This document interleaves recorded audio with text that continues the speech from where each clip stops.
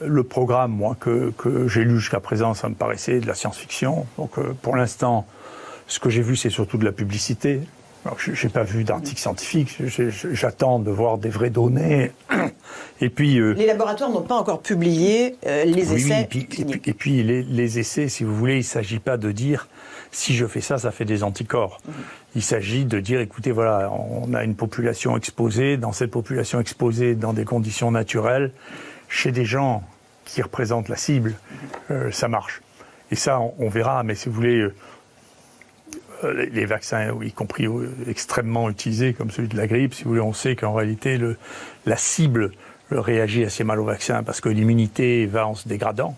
C'est ce que avec on l'âge sait. Avec l'âge. D'accord. Ouais. Et donc, toutes les décennies sont associées à une baisse de 10% de la réaction au vaccin contre la grippe. Hein.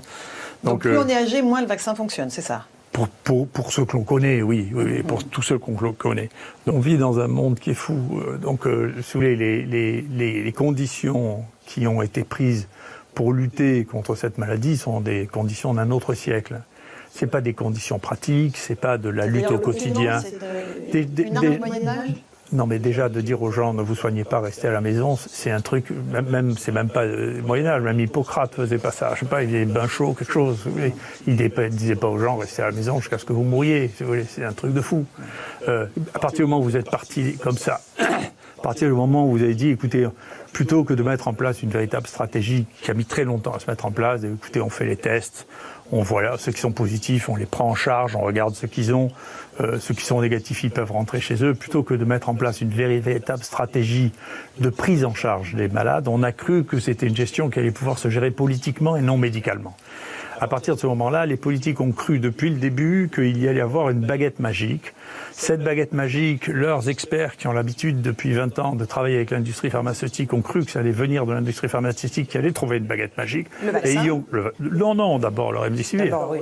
Okay. Le remdesivir, souvenez-vous qu'ils sont encore fait rouler à la farine il y a quelques jours en achetant pour 2 milliards de vaccins d'un médicament dont moi je dis depuis mars que ça ne marche pas. On va y revenir dans un instant. Mais maintenant, juste sur les vaccins. Non mais encore une fois c'est la même chose, c'est maintenant. Il n'y a plus cette baguette magique, donc la nouvelle baguette magique, ça ne va pas être de lutter, de faire le métier. Ça, pour résoudre les combats, il faut se battre à la vietnamienne. Là, vous voyez, il ne faut pas se battre comme Napoléon III. Vous voyez, on a une défaite et tout s'écroule. Vous voyez, c'est comme les Vietnamiens, on gagne maison par maison, patient par patient. Vous voyez, c'est comme ça qu'il faut se battre. C'est la guérilla qu'il faut faire.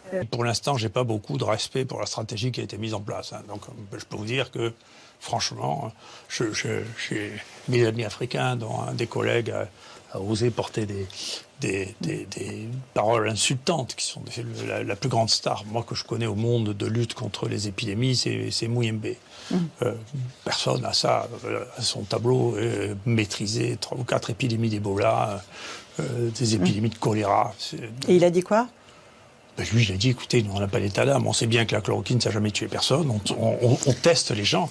Vous savez, la stratégie de nos pays, et la France n'a pas été la pire de ce point de vue-là, l'Angleterre, là, sur lequel le truc, vous vous rendez compte qu'ils ont fait un programme de vaccination qui a été repris par l'OMS, les Américains ont fait pareil, d'évaluation thérapeutique, sans exiger qu'il y ait au moins un test diagnostique. Mais vous vous rendez compte, le niveau, en Afrique, on ne fait pas ça. Personne ne fait ça en Afrique.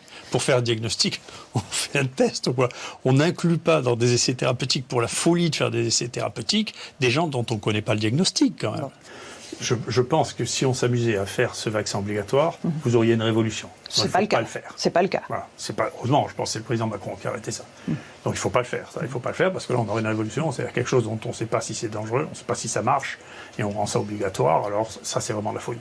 Après, le risque, il y a 2 choses dans le vaccin. Il y a la protection individuelle, le risque individuel que théoriquement on aurait le droit de prendre, mais que dans ce pays on n'a plus le droit de prendre non plus. Hein. Quand on vous empêche de prendre les médicaments que vous avez envie de prendre, c'est quand même que vous n'avez plus le droit de décider de ce que vous faites. Mais moi, je suis libéral de ce point de vue-là. Si vous décidez pour vous traiter ou pour vous prévenir de prendre ce vaccin, vous le faites. Ça, c'est différent d'une politique d'État qui dit vous devez le faire.